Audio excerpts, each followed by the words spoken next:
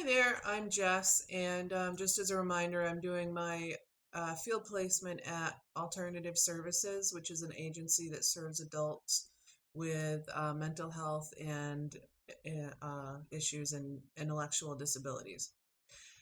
So today I'm choosing to talk about policy.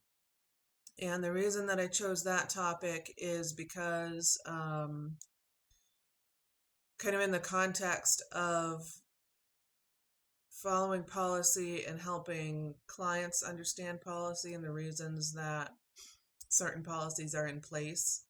Um, one of the one of the issues that I run into with policy in regards to serving clients is that some of the clients that we serve have trouble with boundaries, and some of the policies that we have are meant to keep boundaries in place. Um, Also, a lot of the clients that I serve come from places where, the environments that they grew up in and the environments that they live in are not the healthiest, most functional environments. And our policies are generally meant to ensure a safe and healthy and productive environment for both the client and the staff that's serving that client. So, for example, we are just implementing a policy, a no smoking policy, so that when clients are, it's a smoke-free workplace policy. So, and the purpose of that is to ensure that staff are in a healthy, smoke-free work environment, and that means that clients can't smoke around staff.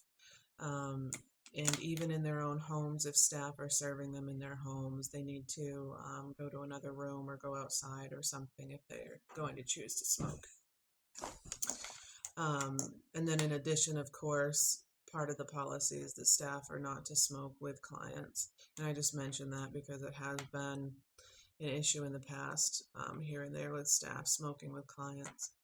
Um, so this policy can be a problem for folks who just don't have an understanding of why that's important.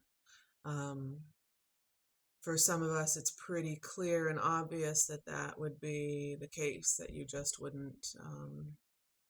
wouldn't choose to smoke around people that are coming and working with you.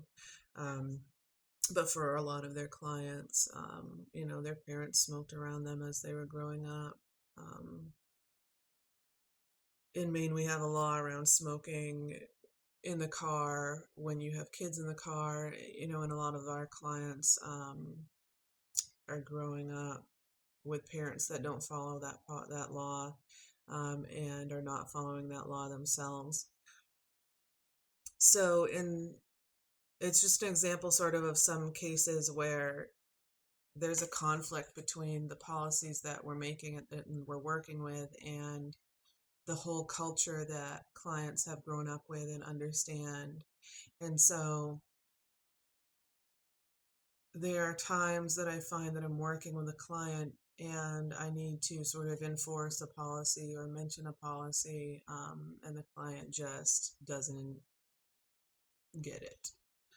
And so that can create some conflict in terms of our working relationship.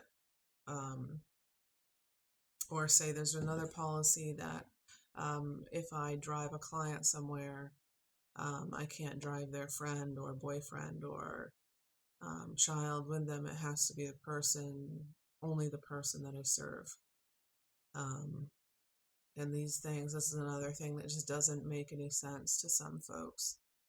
So I just find myself in a position sometimes where, and it's role modeling too, and I think that's part of the point. You're introducing the client to this concept that this is how important you are as a person. And this is how you show respect to other people, and this is how you hold safe space for other people. So sometimes, even though it can create a temporary conflict, in the long run, it can be a teachable moment. So my question for everyone is, have you come into conflict with clients when you're sort of following or enforcing policy, and how did you handle that? Hope everyone's having a great final week of this semester. We'll talk to you next semester.